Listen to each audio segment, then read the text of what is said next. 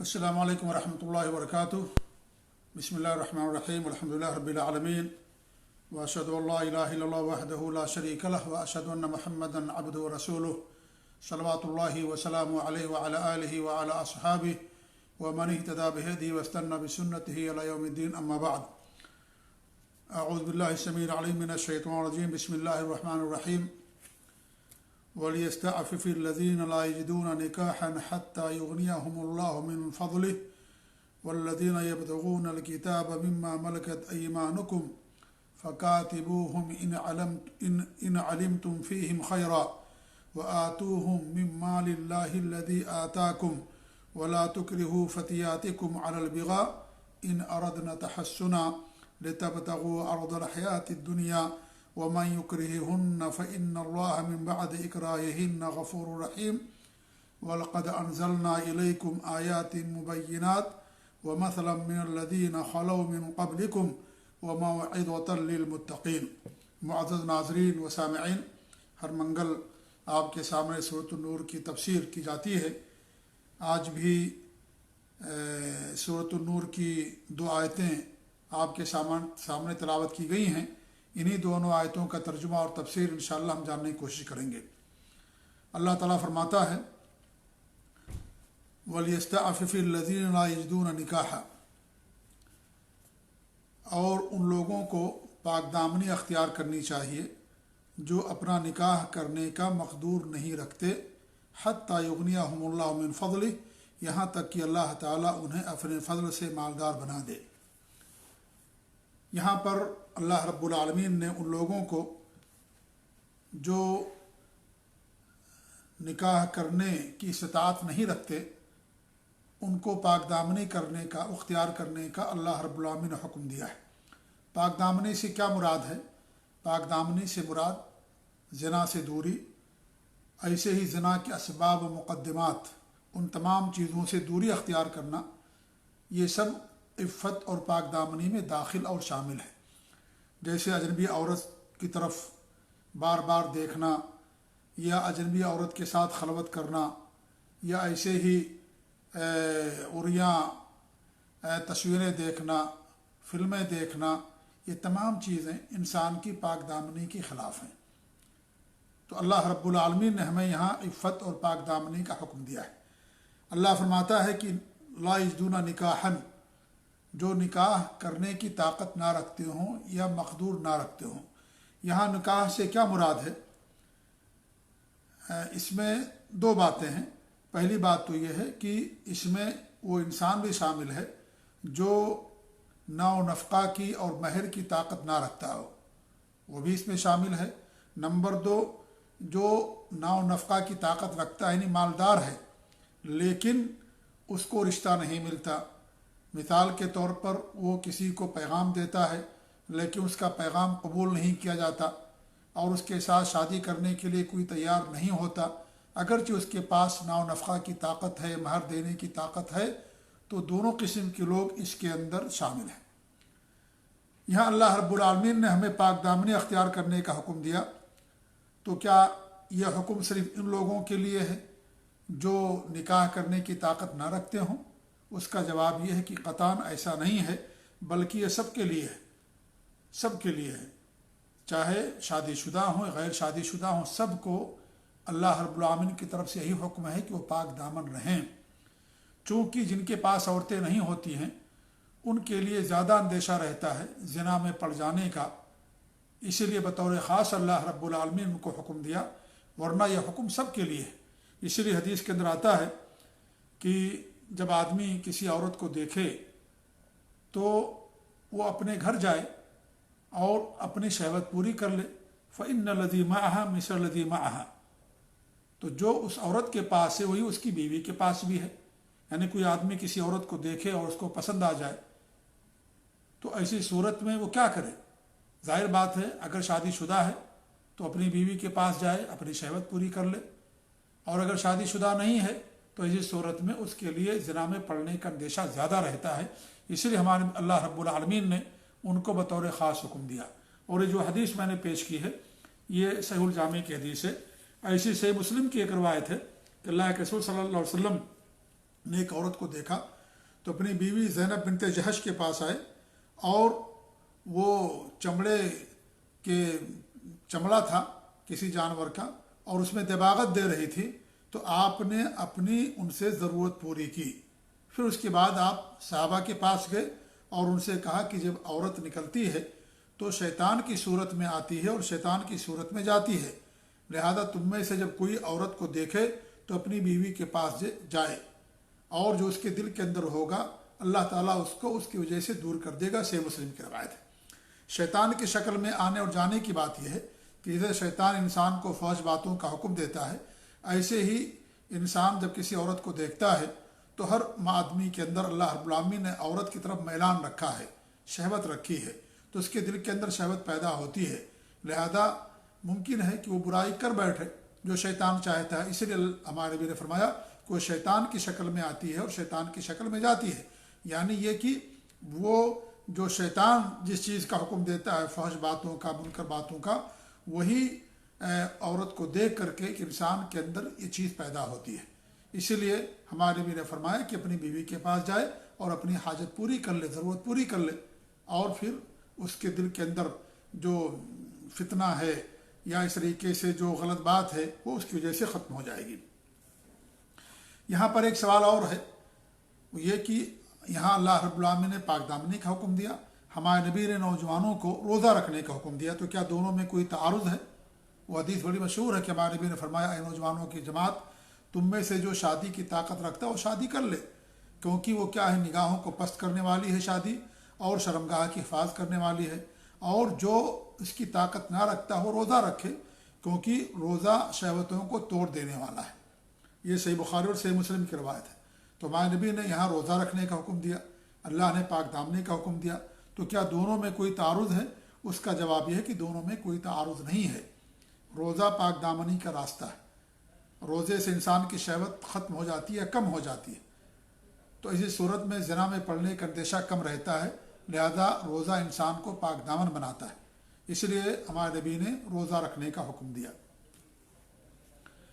اس کے بعد اللہ فرماتا ہے حتی یغنیہم اللہ من فضل، یہاں تک کہ اللہ تعالیٰ اسے مالدار کر دے اپنے فضل سے۔ یہاں غنا سے کیا مراد ہے؟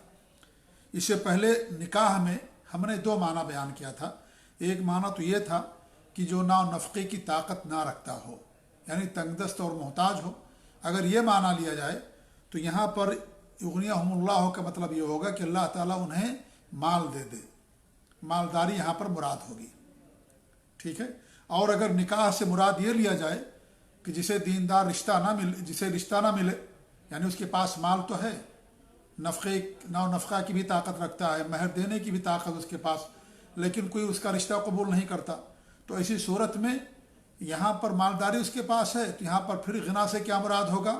یہاں مراد یہ ہوگا کہ اللہ تعالیٰ اس کے لیے راستہ پیدا کر دے کہ کسی عورت سے اس کا نکاح ہو جائے، یعنی نکاح کی بے نیازی یہاں پر مراد ہوگی، یعنی گویا کہ اس کا نکاح ہو گیا، اس کو گویا کہ رشتہ مل گیا، تو دونوں معنی یہاں پر مراد لیا جا سکتا ہے۔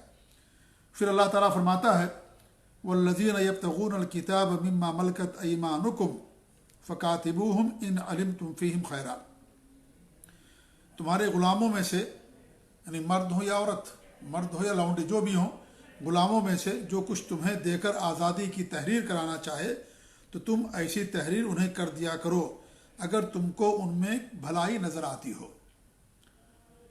یہاں اللہ رب العالمین نے ایک اہم مسئلہ بیان کیا، وہ یہ ہے کہ اللہ کے رسول کے زمانے میں غلام ہوا کرتے تھے، تو دین اسلام نے باقاعدہ اس بات پر زور دیا ہے کہ لوگ غلام نہ رہیں، لوگ آزاد ہو کر کے اللہ رب العالمین کی عبادت کریں، اسی لیے غلاموں پر آدھی چیزیں ہوتی ہیں، جی ہاں، بہت سارے مسائل میں یا بہت سارے احکام کے اندر، جی۔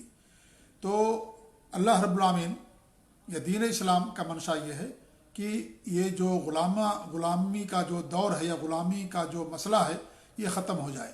اسی لیے آپ دیکھیں کہ اسلام کے اندر کفارات کے اندر انسان جب گناہ کر لیتا ہے تو اس صورت میں اس کو کفارہ دینا پڑتا ہے، تو کفارے میں اسلام کے اندر جو ہے کیا رکھا گیا ہے، یعنی گردن آزاد کرنا رکھا گیا ہے، زہار کا کفارہ ہے، قتل کا کفارہ ہے، قسم کا کفارہ، یہ ساری چیزیں اس بات پر دلالت کرتی ہیں کہ اسلام یہ چاہتا ہے کہ لوگ آزاد رہیں اور آزادی کے ساتھ اللہ تعالیٰ کی بات کریں۔ تو یہاں پر اللہ رب العالمین نے مکاتبے کا حکم دیا۔ مکاتبہ کا مطلب یہ ہے کہ معاہدہ اور اتفاق۔ یہ معاہدہ اور اتفاق عام طور سے تحریر کیا جاتا تھا، لکھا جاتا تھا، اس لیے اسے مکاتبہ کہا جاتا ہے۔ مکاتبہ کا مطلب یہ ہے کہ غلام مرد ہو یا عورت اپنے مالک سے کہے کہ میں کچھ پیسے دے کر کے، جس پر دونوں کا اتفاق ہو جائے، میں آزاد ہونا چاہتا ہوں یا چاہتی ہوں، اور اس طریقے سے یہ رقم میں آپ کو ادا کروں گا یا ادا کروں گا، اور دونوں کا اتفاق ہو جائے اور یہ لکھ لیا جائے، تو ایسی صورت میں اس کو مکاتبہ کہا جاتا ہے۔ تو عام طور سے لکھا جاتا تھا یہ معاہدہ، اس لیے اس کو مکاتبہ کہا گیا ہے، اور شریعت نے ہمیں لکھنے کا بھی حکم دیا ہے، کیونکہ لکھنے سے شک اور شبہہ اور جو اعتراضات ہوتے ہیں، اشکالات ہوتے ہیں، بعد میں شکایتیں ہوتی ہیں، وہ ساری چیزیں لکھنے سے ختم ہو جاتی ہیں۔ اسی لیے اللہ رب العالمین نے ہمیں حکم دیا، جب تم تجارت کرو، دین کرو، کسی کو قرض دو تو گواہ بنا لیا کرو، اس کو لکھ لیا کرو، تاکہ بعد میں اختلاف نہ ہو، بعد میں لڑائی اور جھگڑا نہ ہو۔ تو اللہ رب العالمین نے ہمیں کیا حکم دیا کہ ان کے ساتھ مکاتبت کرو، یعنی اللہ تعالیٰ کا یہ حکم ہے۔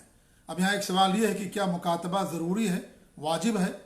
تو اس میں ایک قول تو یہ ہے کہ یہ مستحب ہے، واجب نہیں ہے، اور ان کی دلیل یہ ہے کہ جو غلام ہوتا ہے، مملوک ہوتا ہے، اور آدمی کو یا مالک کو اس کی رضامندی کے بغیر کوئی چیز نکالنا واجب نہیں ہوتا۔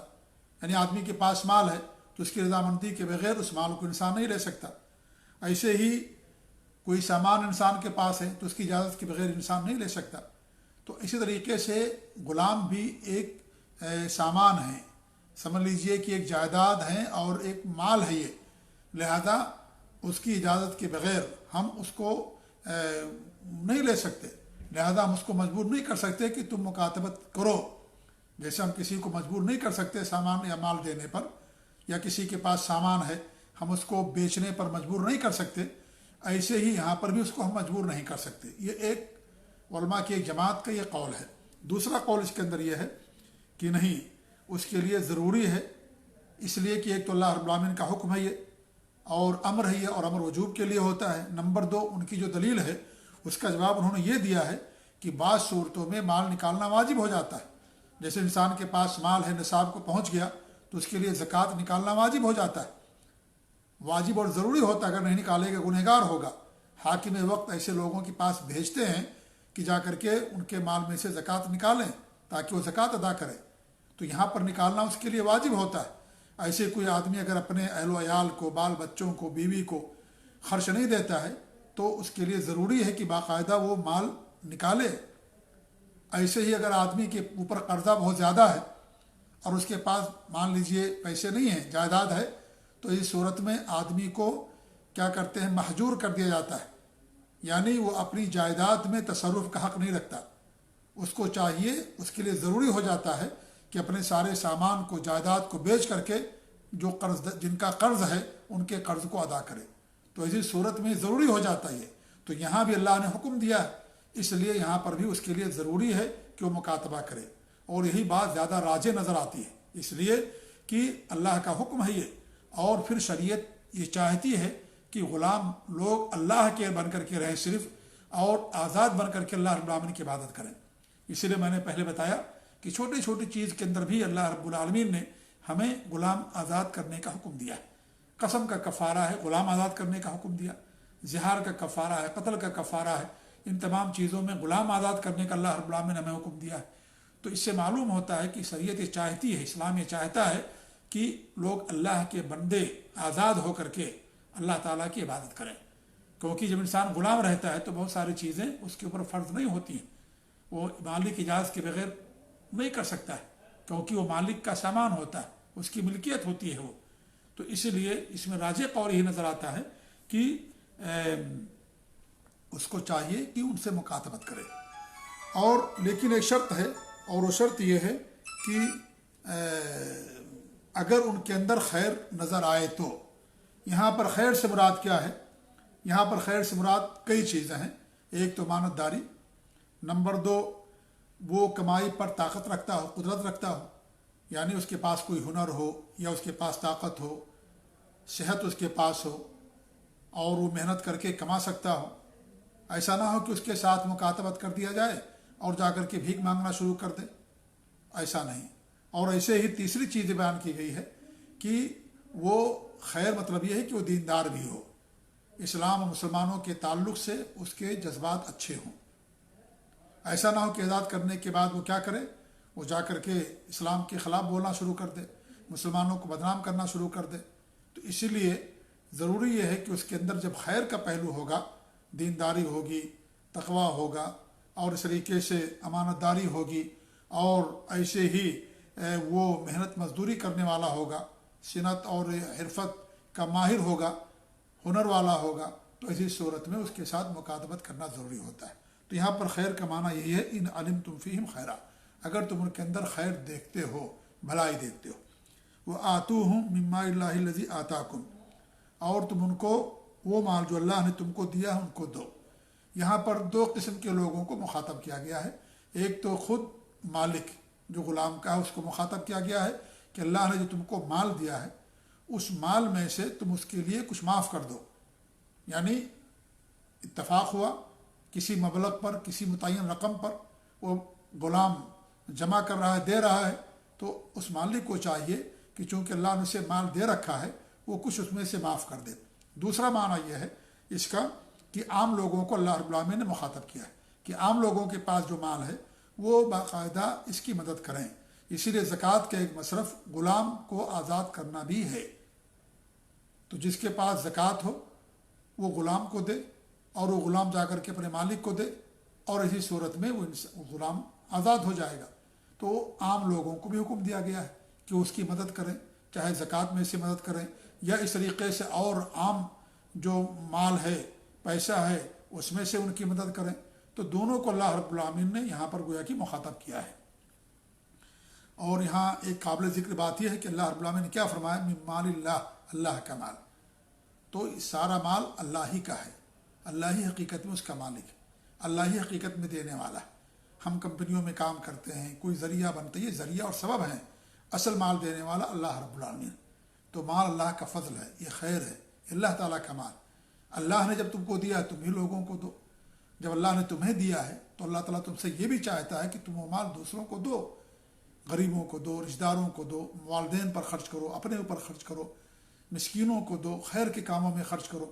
جب اللہ نے تم کو دیا ہے مال تو اللہ تعالیٰ تم سے چاہتا ہے کہ تم بھی اس مال کو اللہ کی راہ میں خرچ کرو۔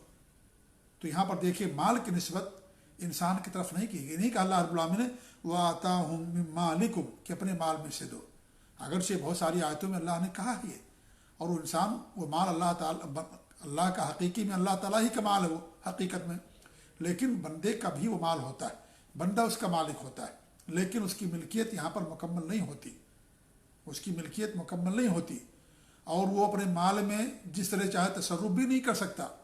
اللہ نے مال دے دیا، جہاں چاہے جہاں خرچ کر دے، نہیں، اس کے لیے اللہ رب العالمین نے ایک راستہ بتایا ہے، اس راستے میں انسان کو خرچ کرنا ہے۔ تو انسان نہ مال کمانے میں آزاد ہے، نہ مال کے تصرف میں آزاد ہے۔ ایسی مال انسان کے پاس ہوتا ہے تو اس کے پاس وقتی مال ہوتا ہے، وقتی، یعنی آج ہے کل نہیں رہے گا۔ یہ انسان کے پاس جائیداد ہے، زمین ہے، اور جب تک وہ زندہ ہے اس کے پاس ہے، مرتے ہی وہ مال دوسرے کے پاس چلا جائے گا، اس کے ورثہ میں تقسیم ہو جائے گا، وہ اس کے مالک ہو جائیں گے، یا اس نے اپنے مال کو بیچ دیا۔ تو اس لیے جو ملکیت ہوتی ہے مال کی ہم لوگوں کی، یا ہمارے پاس جو مال ہوتا ہے، حقیقی مالک اللہ تعالیٰ ہوتا ہے۔ تو جو حقیقت میں دینے والا ہے یہاں پر اللہ کی طرف نسبت کی گئی، باقی سب اسباب اور ذرائع ان کے ذریعے ہمیں مال ملتا ہے، لیکن حقیقت میں دینے والا اللہ رب العالمین ہے۔ اور ہم بھی مال کے مالک ہوتے ہیں، لیکن میں نے بتایا کہ ملکیت انسان کی محدود ہوتی ہے اور وقتی ہوتی ہے۔ جب تک انسان زندہ ہے، جب تک ملکیت ہے، اس کے بعد وہ مال اس کے ورثہ میں چلا جائے گا، دنیا ختم ہو جائے گی۔ اللہ تعالیٰ ہی کی سب میراث ہے، یہ اللہ تعالیٰ کے خزانے ہیں، اللہ ہمیشہ سے اور ہمیشہ رہے گا۔ تو اس طریقے سے جائیداد، زمین، جتنی بھی چیزیں ہیں، یہ ہم اس کے مالک تو ہیں، یہ انسان مالک تو ہوتا ہے، لیکن مکمل ملکیت انسان کے پاس نہیں ہوتی ہے حقیقت میں۔ پھر اللہ فرماتا ہے وَلَا تُكْرِهُوا فَتِيَاتِكُمْ عَلَى الْبِغَاءِ إِنْ أَرَدْنَا تَحَصُّنًا، اپنی لوڈیوں کو زنا پر مت مجبور کرو اگر وہ پاک دامنی چاہتی ہیں، اگر وہ پاک دامنی چاہتی ہے تو انہیں زنا پر مجبور نہ کرو۔ بہت سارے مفسرین کہتے ہیں کہ آیت عبداللہ بن ابی بن سلول کے بارے میں نازل ہوئی ہے۔ اس کے پاس لونڈیاں تھی جن سے وہ زنا کروایا کرتا تھا اور ان سے پیسے اینٹتا تھا، تو اللہ رب العالمین نے آیت کریمہ کو نازل فرمایا کہ لونڈیوں سے زنا مت کراؤ اگر وہ پاک دامنی چاہتی ہیں۔ کیا مطلب اس کا ہے کہ اگر پاک دامنی وہ نہ چاہتی ہوں تو ان سے زنا کروایا جائے گا؟ نہیں، یہ مطلب نہیں ہے۔ یہ غالب احوال کے طور پر اللہ رب العالمین نے بیان فرمایا کہ اگر وہ پاک دامنی چاہتی ہے تو اسے مجبور نہ کرو۔ کیوں؟ اس لیے کہ اگر تم مجبور کرو گے تو تمہاری غلطی ہوگی، اور اگر وہ عورت خود چاہتی ہے زنا تو ایسی صورت میں اس میں تو انسان مجبور بھی نہیں کرتا، وہ تو اپنے شوق سے کرتی ہے، وہ اپنے شوق سے کرتی ہے، اس میں مجبوری کا سوال ہی نہیں پیدا ہوتا۔ مجبوری کہاں ہوتی ہے؟ مجبوری کا سوال جہاں پر عورت کی خواہش ہے یا لونڈی کی کہ وہ زنا نہیں کرنا چاہتی، اس کا مالک اسے مجبور کرے کہ تم زنا کرو، تو یہاں پر مجبوری کا مسئلہ ہوتا ہے۔ جہاں عورت خود چاہتی ہے وہاں پر مجبوری کا مسئلہ ہی نہیں ہوتا۔ اس لیے اس کا جو مفہوم مخالف لوگ نکالیں اگر کہ بھی اگر وہ پاک دامنی نہیں چاہے گی تو ہم اسے زنا کروا سکتے، یہ مطلب اس کا نکل ہی نہیں سکتا۔ کیوں؟ اس لیے کہ یہاں پر مجبوری ہو ہی نہیں سکتی۔ مجبوری کی صورت میں ہوتی ہے جب عورت نہ چاہے اور مالک اس کا زنا کرنے پر اسے مجبور کرے، تب یہاں مجبوری ہوتی ہے۔ اور اگر خود عورت چاہتی زنا کرنا تو خود ذمہ دار ہوگی، قانون اس کو پکڑے گا، اس سے مالک ذمہ دار نہیں ہوگا۔ تو یہ اصل مسئلہ ہے۔ تو لوگ چونکہ قرآن کی عربی زبان کے مفہوم کو اور اس طریقے اصطلاحات کو اور اسلوب کو نہیں سمجھتے ہیں، تو اس طریقے سے اس کا دوسرا معنی لوگ سمجھ بیٹھتے ہیں۔ تو یہاں پر یہ معنی ہرگز نہیں ہے کہ اگر عورت پاک دامنی نہیں چاہے گی تو آدمی اسے زنا کروا سکتا نہیں، کیونکہ اللہ نے یہاں پر یہ کہا کہ عورتوں کو مجبور نہ کرو زنا کرنے پر اگر وہ پاک دامنی چاہتی ہیں۔ تو اگر وہ پاک دامنی چاہتی ہیں تب جا کر کے مجبوری ہوگی، یعنی مجبور کا مسئلہ ہوگا کرنے کا۔ اگر وہ پاک دامنی نہیں چاہتی ہیں تو وہاں پر مجبور کرنے کا کوئی مسئلہ ہی نہیں ہے۔ وہاں پر وہ تو اپنی مرضی سے کرتی ہے، جب اپنی مرضی سے کرتی تو وہ ذمہ دار ہوگی، اس کا مواخذہ ہوگا، وہ گرفت میں آئے گی، مالک گرفت میں نہیں آئے گا۔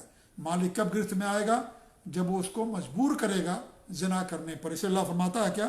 لِتَبْتَغُوا عَرْضَ الْحَيَاةِ الدُّنْيَا، یعنی دنیاوی زندگی کے فائدے کی غرض سے تم ایسا کرواتے ہو، مال کے لیے، پیسے کے لیے عورتوں کو مجبور کرتے ہو زنا کرنے پر، لوڈیوں کو مجبور کرتے ہو تاکہ ایک پیسہ بھی ملے، اور جو اولاد پیدا ہوگی وہ بھی غلام ہو، وہ بھی تمہاری خدمت کرے، تو وہ بھی تمہارا مال بنے۔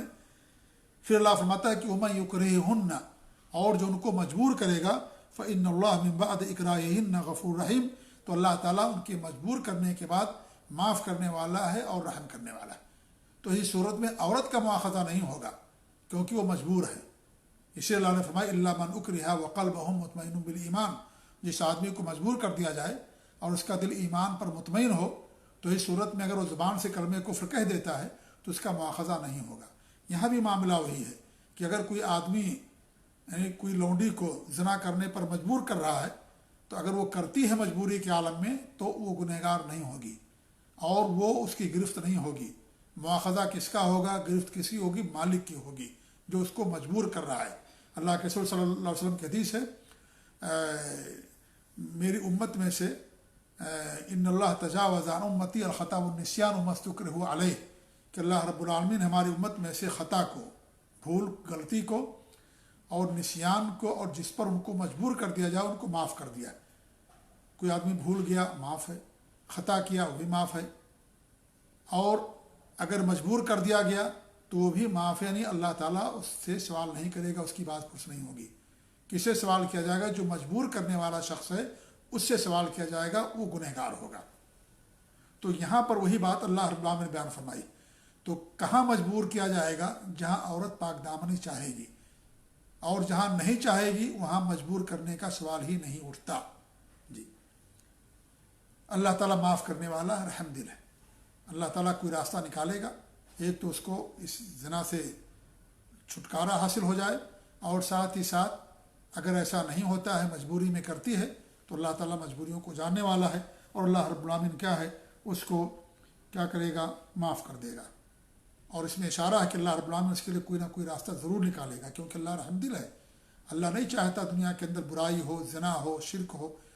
اللہ تعالیٰ یہ ارادہ کونیہ ہو سکتا ہے، ہوتا ہے، لیکن شرعی ارادہ اللہ تعالیٰ کا نہیں ہوتا۔ اس لیے اللہ رب العالمین یہ نہیں چاہتا بندوں کے ساتھ کہ ان پر ظلم ہو یا ان کے اوپر زیادتی ہو، تو اللہ رب العالمین کوئی نہ کوئی ضرور راستہ نکالے گا، جیسا کہ اللہ فرماتا ہے کہ یا اللہ کے رسول کی حدیث ہے کہ ان النصر مع الصبر، کہ صبر کے ساتھ مدد آتی ہے، اور تنگی کے ساتھ جو ہے کشادگی آتی ہے، اور وان مع العسر یسرا، اور ہر تنگی کے بعد آسانی آتی ہے۔ یہ روایت کا نام ہے مسند احمد کی ہے۔ اس کے بعد کی جو آیت نمبر 34، وَلَقَدْ أَنزَلْنَا إِلَيْكُمْ آيَاتٍ مُبَيِّنَاتٍ، اللہ فرماتا ہے کہ ہم نے تمہاری طرف کھلی اور روشن آیتیں اتار دی ہیں، یعنی قرآن کریم کی آیتیں واضح ہیں اور روشن ہیں الحمدللہ، اس میں کسی طرح کا کوئی التباس نہیں ہے، کوئی اختلاف نہیں ہے۔ اگر اللہ کے علاوہ کسی اور کی طرف سے ہوتی یہ آیتیں یا قرآن تو اس میں اختلاف ہوتا، لیکن اللہ رب العالمین کی طرف سے ہے، اس لیے اس کے اندر کوئی اختلاف نہیں۔ اختلاف کب ہوتا ہے؟ دو صورتوں میں، یا تو انسان کے پاس علم کم ہے، یا تو انسان کے پاس فہم کم ہے، یا انسان سمجھ نہیں پاتا ہے۔ انہی دو صورتوں میں اختلاف انسان کے ذہن میں آتا ہے۔ اسی لیے جب انسان کے پاس علم ہوتا ہے تو اختلاف ختم ہو جاتا ہے، انسان اس آیت کا صحیح مفہوم سمجھا، اختلاف ختم ہو گیا۔ لیکن فہم میں کمی کی بنا پر اور علم کی کمی کی بنا پر اختلاف ہوتا ہے۔ یہ چیز اگر نہ رہے، انسان کے پاس علم ہو جائے کتاب و سنت کا، سلف صالحین کے نہج اور عقیدے اور فہم کے مطابق، اور اس کے پاس فہم ہو نصوص کے سمجھنے کا، اس کے پاس جو ہے فہم ہو کہ حدیث میں کیا مراد ہے، قرآن سے آیت سے کیا مراد ہے، وہ فہم ہو جو سلف صالحین کے فہم کے مطابق ہو، تو پھر اختلاف ختم ہو جاتا ہے۔ اس لیے ہم پڑھتے ہیں قرآن کی آیتیں، ہمیں بظاہر نظر آتا ہے کہ اس میں اختلاف ہے، لیکن جب ہم علماء کے اقوال پڑھتے ہیں، حدیثوں کی طرف رجوع کرتے ہیں، قرآن کی دیگر آیتوں کی طرف رجوع کرتے ہیں، تو سارا اختلاف ختم ہو جاتا ہے، کوئی اختلاف باقی نہیں رہتا۔ تو اختلاف کیوں ذہن میں آ جاتا ہے ہمارے؟ ایک تو علم کی کمی کی بنا پر، نمبر دو فہم کی کمی کی بنا پر۔ اس لیے آیات کو، حدیثوں کو سمجھنا یہ بھی ایک بہت گہرا علم ہے، یہ بہت گہرا علم ہے نصوص کا سمجھنا۔ یہ انسان کو کہاں سے چیز حاصل ہوگی؟ جب علماء کے سامنے ذانوی تلمس طے کرے گا، علماء سے علم حاصل کرے گا، اور اس طریقے سے کتاب و سنت کو، قرآن و حدیث کو بار بار پڑھے گا اور ان کو کھنگالے گا اور ان کا مطالعہ کرے گا، تب جا کر کے انسان کے اندر علم آتا ہے اور فہم آتا ہے۔ تو اللہ نے ایک واضح طور پر ساری آیتیں اتاری، اس میں کوئی التباس اور کوئی اس کے اندر یعنی شک اور شبہ والی بات نہیں۔ وَمَثَلًا مِّنَ الَّذِينَ خَلَوْا مِن قَبْلِكُمْ، اور ان لوگوں کی مثالیں اللہ رب العالمین نے بیان کی جو تم سے پہلے گزر چکے ہیں، ان کی مثالیں، ان کی داستان اللہ نے بیان کی ہے۔ عیسیٰ علیہ السلام کی داستان پاک دامنی کی، حضرت مریم کی داستان پاک دامنی کی، نوح علیہ السلام کی داستان، موسیٰ علیہ السلام کی قوم کی داستان، اور دیگر ابراہیم علیہ السلام، کتنے انبیاء ہیں، کتنی قومیں ہیں جن کی داستان اللہ رب العالمین نے ہمارے لیے بیان کی۔ کیوں؟ تاکہ ہم ان سے عبرت حاصل کریں، ان سے نصیحت حاصل کریں۔ ہمارے نبی نے حدیثوں کے اندر بیان کیا، قرآن میں اللہ نے بیان کیا، ہمارے نبی نے حدیثوں کے اندر بیان کیا، دونوں اللہ کی طرف سے وحی ہیں۔ جریج کا واقعہ ہمارے نبی نے بیان فرمایا، غار میں چھپنے والے 3 لوگوں کا واقعہ ہمارے نبی نے بیان فرمایا، جی ہاں، کہ اللہ رب العالمین نے کس طریقے سے ان کی مدد فرمائی۔ تو یہ ساری مثالیں موجود ہیں ہماری عبرت اور نصیحت کے لیے۔ وہ موعظۃ للمتقین، اور جو متقی ہیں ان کے لیے نصیحت ہے۔ یہ قرآن سب کے لیے نصیحت ہے، لیکن چونکہ اس سے فائدہ صرف عام طور پر یا زیادہ تر متقین اٹھاتے ہیں، اللہ کے مومن بندے اٹھاتے ہیں، اس لیے، ورنہ اس کے اندر نصیحت سب کے لیے، یہ سب کے لیے حجت ہے، سب کے لیے پیغام ہے، سب کے لیے دلیل ہے۔ لیکن فائدہ چونکہ مومن زیادہ اٹھاتے ہیں، اس لیے یہ کہا گیا، ورنہ یہ سب کے لیے حجت ہے اور سب کے لیے اس میں موعظت اور نصیحت ہے۔ متقین جو اللہ تعالیٰ کے عذاب سے اپنے آپ کو بچاتے ہیں اللہ کے حکم پر عمل کر کے، اور جن چیزوں سے اللہ اور اس کے رسول نے منع کیا ہے ان چیزوں سے دوری اختیار کر کے انہیں متقی کہا جاتا ہے۔ اللہ تعالیٰ ہم لوگوں کو متقی بنائے، اللہ تعالیٰ ہماری سب کی اصلاح فرمائے۔ جزاکم اللہ خیر، والسلام علیکم ورحمۃ اللہ وبرکاتہ۔